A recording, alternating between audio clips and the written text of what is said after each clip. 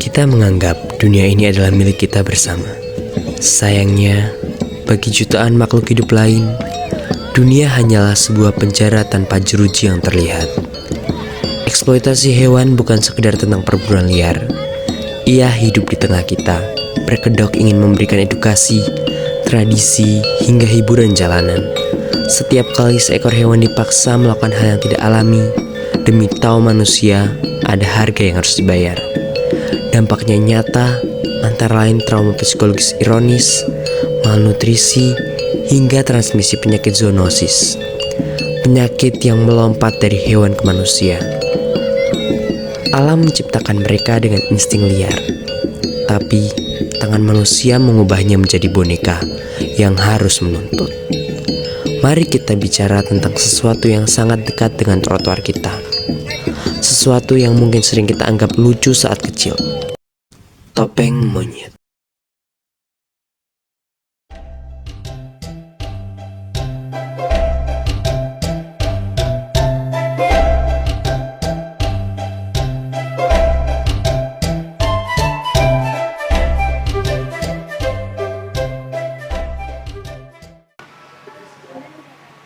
Dianya lagi pengen berangkat pagi. Biasanya kan kamu datangnya terlambat. Iya, aku semester 2 mau berubah berangkat pagi terus. Itu ya, aku bukan kata kamu ya. Iya.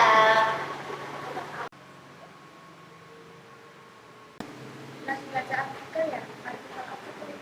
Iya, ini aku lagi baca artikel tentang topeng monyet. Topeng monyet,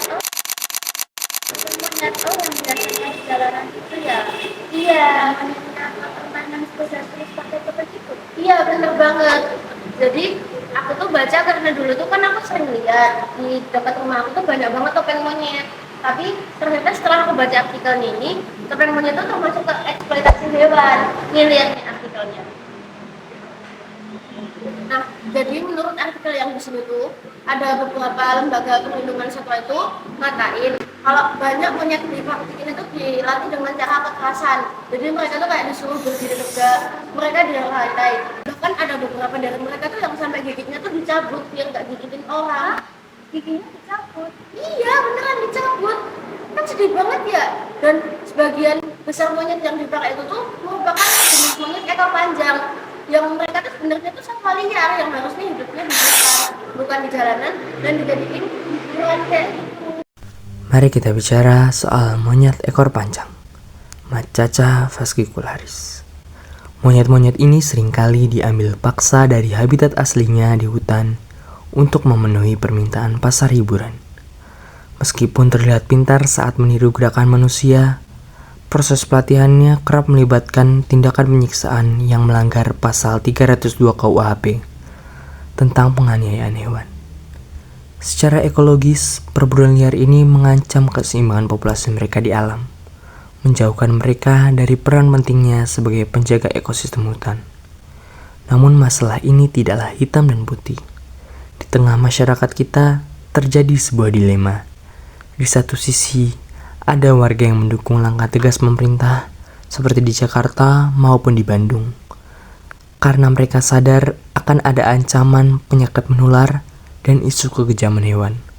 Di sisi lain, ada sebagian masyarakat yang masih memandang topeng monyet ini sebagai warisan budaya nenek moyang yang harus dilestarikan. Meski sebenarnya praktik ini adalah eksploitasi berkedok hiburan semata.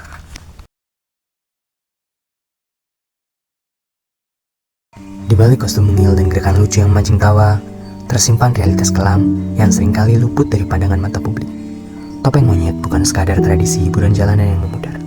Bagi otoritas konservasi, ini adalah bentuk pelanggaran nyata terhadap hak hidup satwa liar. Balai Konservasi Sumber Daya Alam atau BKSDA melihat fenomena ini bukan sebagai mata pencarian biasa, melainkan sebuah rantai eksploitasi yang harus diputus demi hukum dan kemanusiaan.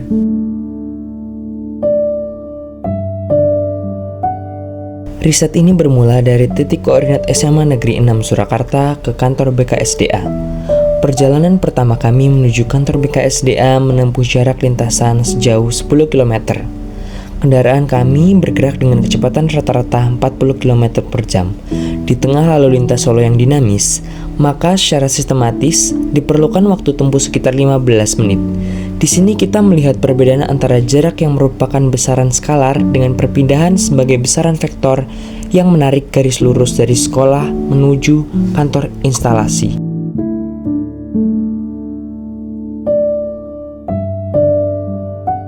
Fenomena topeng monyet di mana di Surabaya ya, Surabaya, bahwa itu itu tidak bisa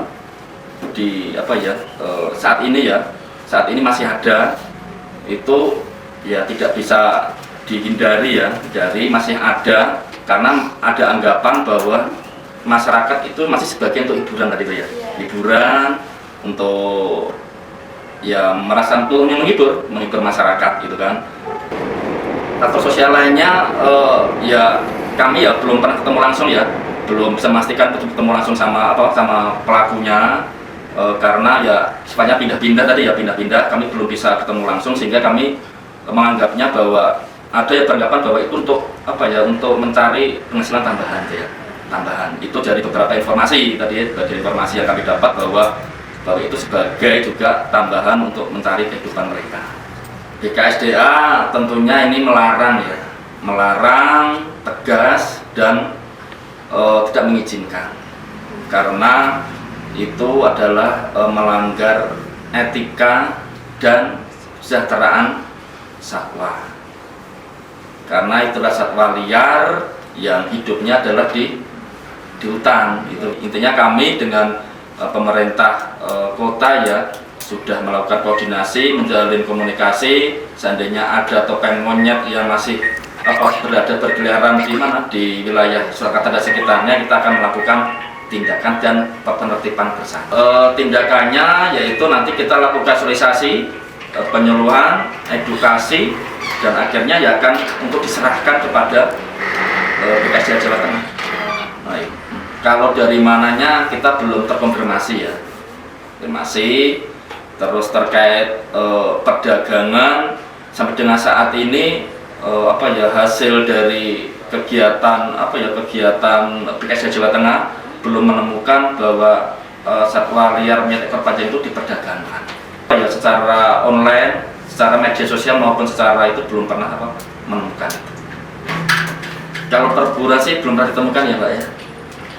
Belum ditemukan, ya memang di alam masih banyak, di alam masih ada, masih banyak, jadi belum pernah yaitu menemukan informasi terkait dengan perburuan monyet ekor panjang. Berdasarkan dari jurnal penelitian yang telah kami baca, berdasarkan itu ada pandangan bahwa topeng monyet ini merupakan kesenian tradisional yang sudah ada dari lama dan dianggap sebagai bagian dari kebanggaan budaya oleh sebagian orang. Tapi di sisi lain, jurnal tersebut juga menegaskan bahwa kesenian ini sebenarnya berakar dari pengaruh luar dan di dalamnya terdapat praktik kekerasan yang malah sangat menyiksa monyet. Bagaimana BKSDA menanggapi pandangan ini? Tapi tetap teguh sama prinsip ini. Oh ya, pada prinsipnya sekali lagi ya Mbak ya, kita sampaikan bahwa apapun itu praktek ya kegiatannya terkait adanya topeng monyet ekor panjang adalah tidak diperkenankan ya. Tidak diperkenankan, tadi menyalahi etika kesejahteraan satwa, dan BKSDA tetap kekeh, tetap melarang untuk tidak dilakukan praktek yang serupa itu. Lalu seringkali kami melihat topeng monyet atraksi di jalanan. Pasti kan itu meminta sumbangan atau kayak minta uang dari masyarakat. Nah itu beberapa itu memberikan karena merasa terhibur. Strategi dari BKSDA untuk mengingatkan kesadaran publik agar berhenti mendukung eksploitasi satwa sebagai hiburan itu bagaimana Pak? BKSDA bersama jajarannya, tadi juga ada Bu Kepala Resort dan teman-teman juga, kita selalu hadir di tengah masyarakat ya, di lapangan untuk melakukan edukasi, sosialisasi. Jangan pernah memberikan bentuk apapun kepada atraksi topeng monyet ekor panjang itu, baik kepada masyarakat, kepada instansi itu kan, artinya itu tidak memberikan edukasi yang baik ya, baik dan tentunya tidak baik juga untuk untuk hal tersebut gitu kan, karena kita berkomitmen untuk memberantas menghilangkan praktek topeng monyet ekor panjang di wilayah Surabaya maupun di Jawa Tengah itu. Karena hal itu juga dilarang oleh gubernur, yaitu ada surat edaran gubernur tahun berapa nih? 2018 terkait larangan untuk atraksi monyet ekor panjang di Jawa Tengah. Ini semua diperintahkan semua instansi gitu kan ya. Artinya apa, ini salah satu bentuk komitmen ya pemerintah pusat, daerah untuk memerangi praktek topeng monyet di lingkungan kita lah, di lingkungan kita. Ya, terima kasih ya adik-adik SMA 6 Surakarta. Saya menghimbau kepada semua masyarakat ya, baik masyarakat, baik instansi maupun pelajar, kalau menemukan dan melihat ya masih adanya praktek peragaan topeng monyet di lingkungan kita, untuk segera untuk melaporkan kepada BKSDA Jawa Tengah. Kita akan bersama tim pemerintah daerah untuk melakukan penertiban, dan nanti akan dilakukan untuk penyerahan ya ke BKSDA Jawa Tengah, dan nantinya akan kita translokasi ke kawasan hutan yang memang itu adalah tempat habitatnya. Mungkin menambahi buat teman-teman juga adik-adik, saya selain atraksi topeng monyet ini, selain tidak memperhatikan etika kesehatan satwa ya, karena di dalam itu ada unsur kayak ancaman paksaan itu ya, bukan dilatih dengan keras. Ini juga sebenarnya monyet ekor panjang ini bisa membawa penyakit menular, bisa bertular kepada manusia. Jadi selain dan BKSDA, selain kita dalam komitmen perlindungan satwa, juga kita kaitannya dengan kesehatan juga kita memperhatikan. Jadi sebisa mungkin kita menghimbau kepada masyarakat untuk menghindari kontak dengan satwa tersebut agar tidak penyakit. Memahami kehidupan di balik layar topeng monyet adalah tentang membedah realitas dari berbagai lensa ilmu pengetahuan. Kita tidak hanya bicara tentang seekor primata di pinggir jalan, tapi tentang sistem yang rusak dari berbagai sudut. Jika kita menyelam lebih dalam melalui lensa biologi dan kimia, kita akan menemukan sebuah tragedi kesehatan yang bersifat permanen. Secara biologi, primata seperti Macaca fascicularis ini memiliki sistem saraf dan struktur tulang yang sangat kompleks. Namun, stres lingkungan jalanan yang bising memicu produksi hormon kortisol secara berlebihan.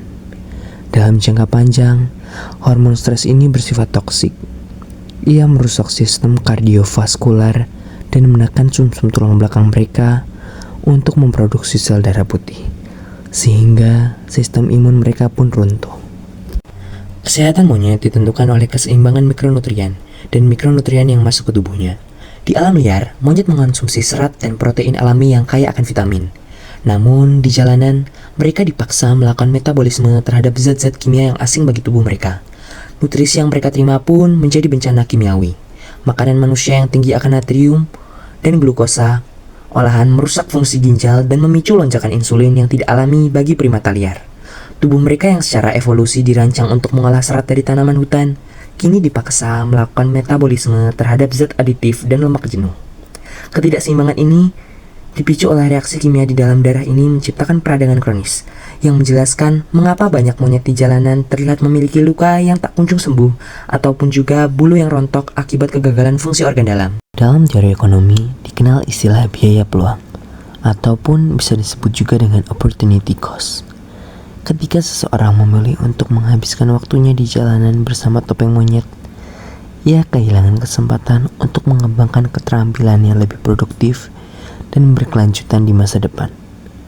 Secara makro, ini adalah kerugian sumber daya manusia.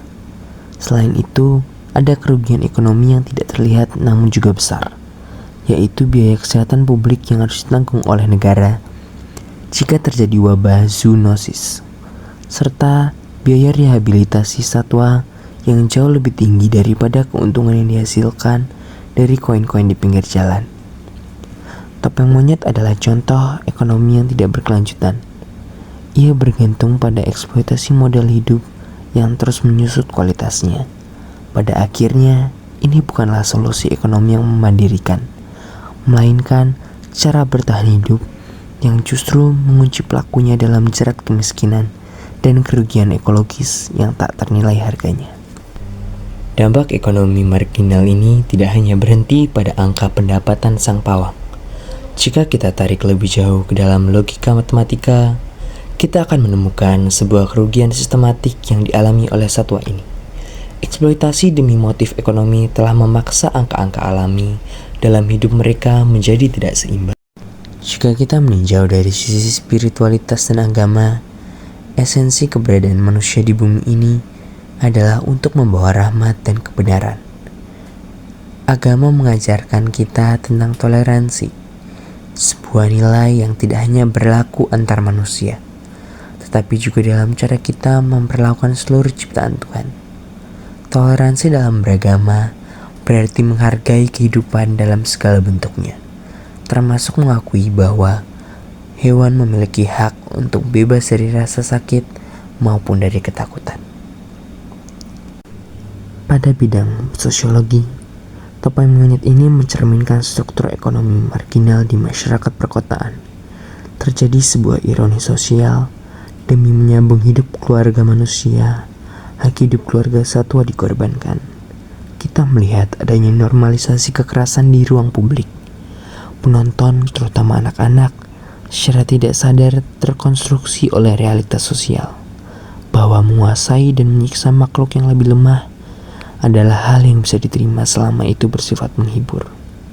Ini adalah pola hubungan kekuasaan yang timpang, yang diwariskan dari satu generasi ke generasi berikutnya. Perjalanan riset kami berlanjut menuju kantor Satpol PP Surakarta yang berada pada posisi berbeda, dengan jarak tempuh sekitar 2 km dari sekolah kami. Kecepatan rata-ratanya adalah 40 km per jam. Kami menempuh waktu perjalanan kantor Satpol PP selama 3 menit. Dengan menghitung variabel waktu dan jarak ini, kami menyadari bahwa koordinasi antara instalasi di kota Solo sebenarnya berada dalam radius yang sangat terjangkau. Ketika isu eksploitasi ini berpindah dari hutan ke aspal kota, ia bukan lagi sekadar masalah lingkungan, melainkan telah menjadi masalah ketertiban. Di kota Surakarta, aturan mengenai penggunaan ruang publik telah diatur dengan tegas. Satuan Polisi Pamong Praja atau Satpol PP mengemban tugas berat untuk memastikan bahwa setiap sudut kota tetap aman dan nyaman, dan bebas dari praktik-praktik yang melanggar hukum. Keberadaan topeng monyet ini di persimpangan jalan seringkali menjadi paradoks. Di satu sisi dianggap sebagai hiburan, namun di sisi lain merupakan pelanggaran nyata terhadap peraturan daerah tentang ketertiban umum dan perlindungan satwa.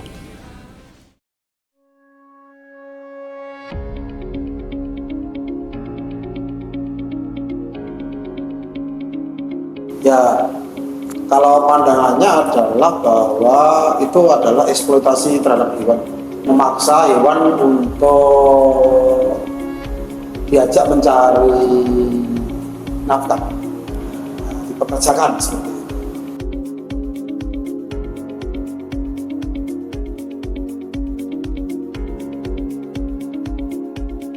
Sampai hari ini kalau dilihat dari faktor sosial mungkin itu adalah pilihan pekerjaan, di mana orang masih tertarik untuk dihibur oleh topeng monyet. Nah, seperti itu.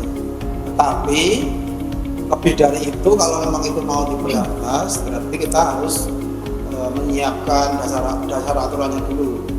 Karena itu pasti diatur oleh undang-undang. Kemudian itu ada di ranahnya kepolisian atau Polri dan juga dari BKSDA.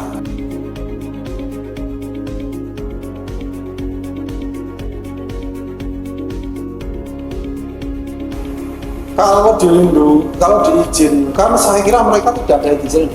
Izin itu kan legalitasnya adalah surat, ya. Kemudian mungkin hewannya ada semacam vaksin, gitu ya. Sampai hari ini kami, ya karena memang bukan kewenangannya ke arah itu belum sampai kepada menanyakan izin, menanyakan vaksin kepada pemilik tupai monyet itu, seperti itu.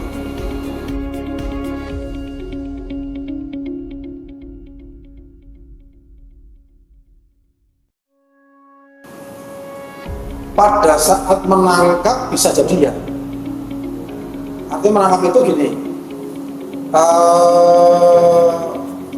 topeng monyet ini kenapa harus kita tangkap, harus kita amankan? Bisa jadi dalam rangka dia mengganggu ketertiban. Nah, seperti itu. Karena mengganggu ketertiban, bisa jadi atraksinya itu ganggu acara, atau mungkin monyetnya dalam kondisi tertentu dia itu jadi liar. Gitu ya. Nah ini bisa kita koordinasi dengan BKSDA. Tapi sampai hari ini kita belum melakukan itu. Hanya pembinaan terkait dengan ketertiban yang mereka lakukan di jalan umum, gitu deh, seperti itu.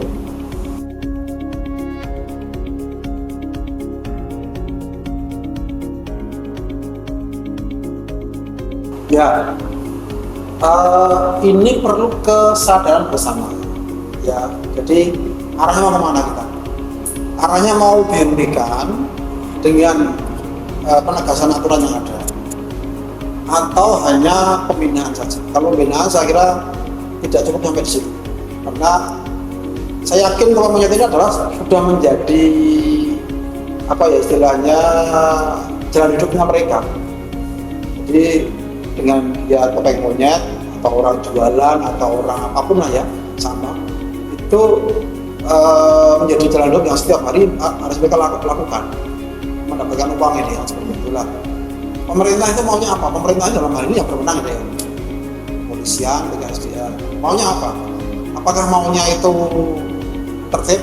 Kalau tertib berarti manakala ada kegiatan itu harus dihentikan. Dengan cara apa? Dengan cara pembinaan sampai kepada pemberian sanksi. Ada sanksi administrasi atau sanksi pidana, seperti itu. Kemudian monyetnya dikembalikan kepada alam atau di penangkaran dan sebagainya, seperti itu. Kita juga perlu memberitahu kepada masyarakat bahwa dengan memberi kepada topeng monyet berarti melestarikan kegiatan itu. Ini perlu koordinasi, perlu bersama dengan berbagai pihak. Satpol PP di sini bukan saja tidak sendiri. Satpol PP ini sebagai leading ketertiban dan penegakan peraturan daerah di kota kabupaten, khususnya kota Surakarta. Tapi di lingkungan paling bawah itu ada namanya Satrinmas, ada penanggung jawab, ada Pak Lurah di wilayah masing-masing. Tentu mereka lah yang rutin menjumpai kegiatan tersebut, adanya topengnya di wilayah tersebut. Nah, ini kami nanti bisa sosialisasikan terkait dengan itu, sehingga manakala ada warga ada ditemukan topeng monyet, biar dihimbau ataupun ditertibkan sehingga tidak sampai kepada pemberian uang, seperti itu. Dengan harapan tidak ada orang yang memberi uang itu dia akan jera, kemudian tidak menggunakan monyet untuk usaha lagi.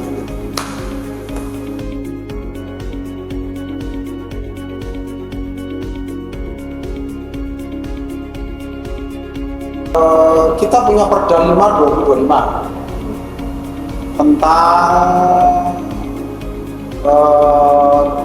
penyelenggaraan umum dan ketenangan masyarakat dan perlindungan masyarakat, atau Ibu Teranas dan Dinas, gitu ya, 5 tahun 2025. Di salah satu pasalnya itu ada yang namanya tertib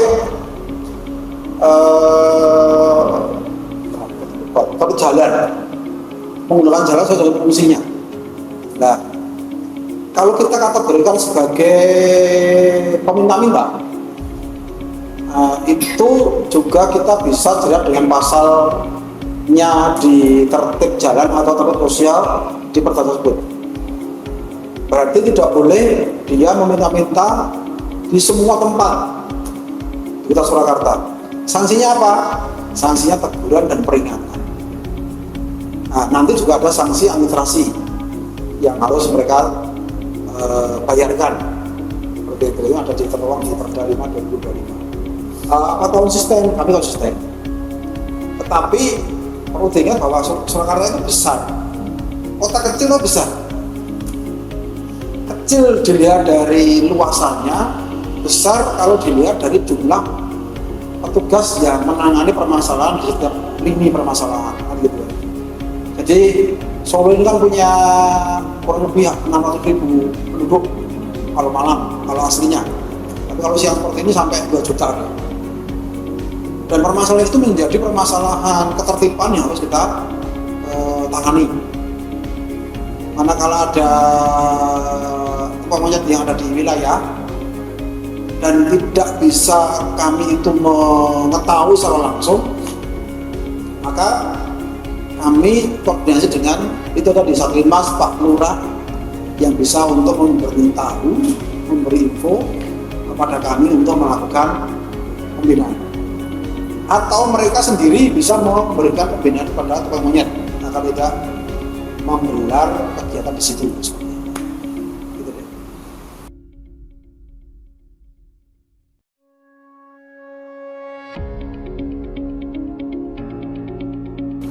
Kalau titik kampung ya, kalau titik kampung pasti. Jadi karena itu sasaran anak kecil ya, jadi anak kecil sama anak. Tapi kalau datanya perlu kami lihat dulu, kami punya data, kami punya tim IT dan dia bisa rekap data terkait dengan tukangnya. Dan nanti kalau memang hari ini dibutuhkan, dia nanti disampaikan datanya.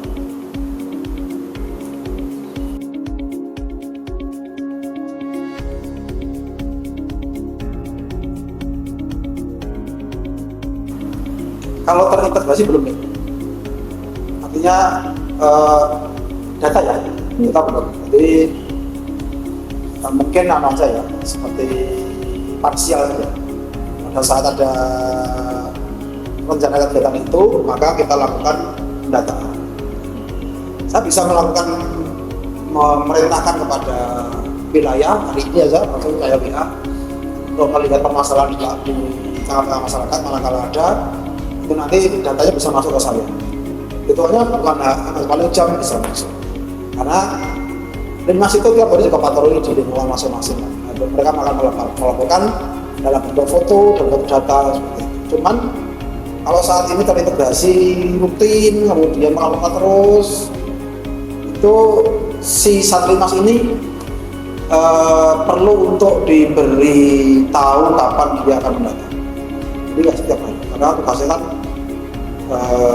banyak ya, selain patroli juga pengamanan, juga penanganan bencana dan kebakaran seperti itu. Jadi multi kompleks.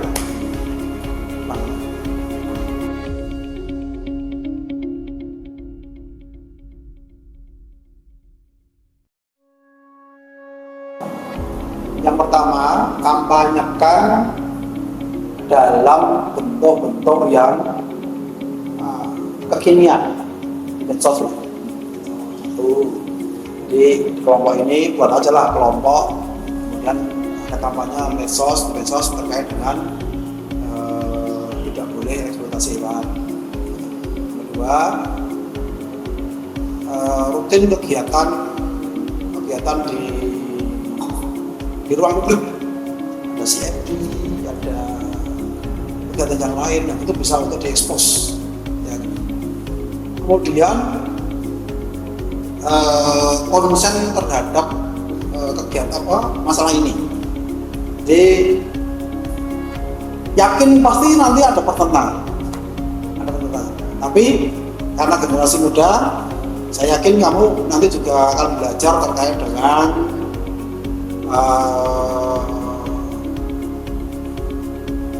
ilmu-ilmu yang menjurus ke arah itu ya. Nah, ini bisa dilakukan. Kemudian juga memberikan informasi yang kuat pada teman, saudara, tetangga dan sebagainya bahwa ini tidak boleh. Tapi menurut saya zaman sekarang medsos lebih mudah, jadi jangkauannya lebih luas. Kalau itu dilakukan, konsistensinya dijaga, kemudian sering mengadakan sosialisasi, kalau perlu gandeng sponsor deh, karena sosialisasi kan perlu anggaran ini. Gandeng sponsor itu bisa untuk membiayai kegiatan, seperti itu ya.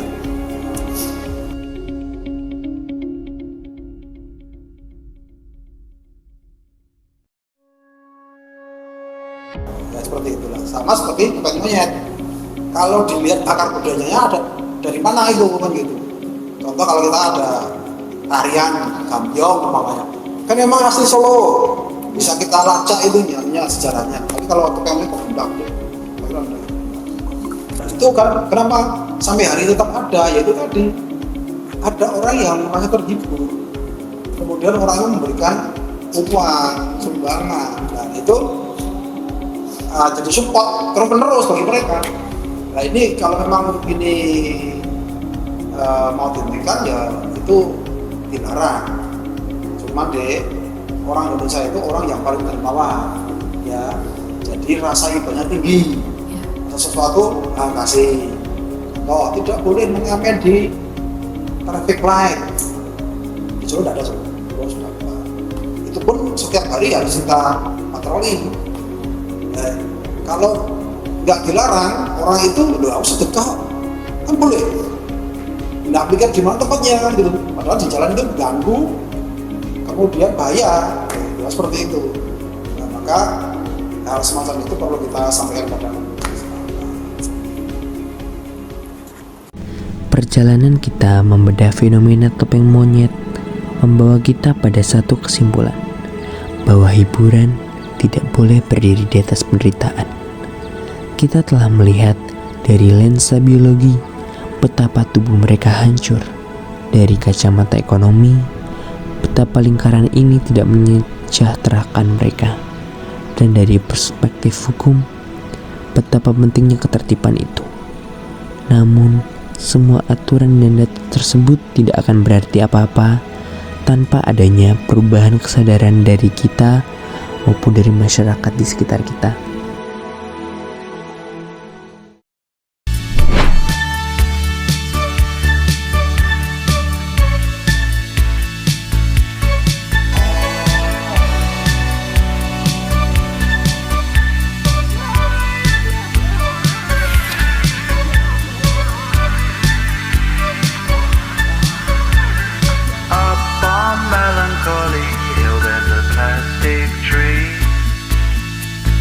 Are you here with me?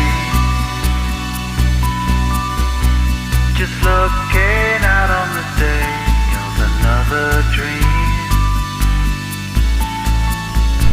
where you can't get what you want, but you can get me.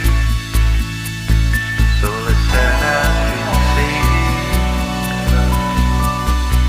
'cause you are my medicine. When you're close to me, when you're close to me.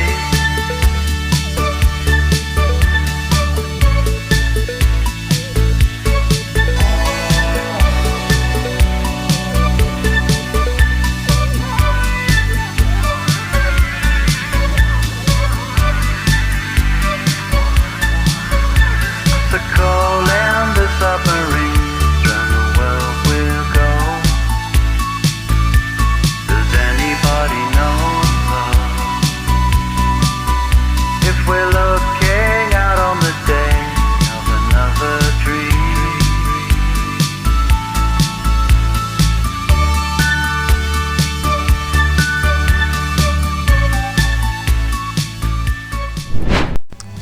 Sebagai generasi muda, kita memiliki kekuatan yang luar biasa untuk memutus rantai ini. Solusinya dimulai dari hal yang paling sederhana, berhenti menjadi penonton. Tiap koin dan tawa kita saat melihat hal tersebut secara tidak langsung menjadi sebuah investasi untuk memperpanjang hal ini. Kita harus dapat membedakan mana budaya dan juga mana eksploitasi.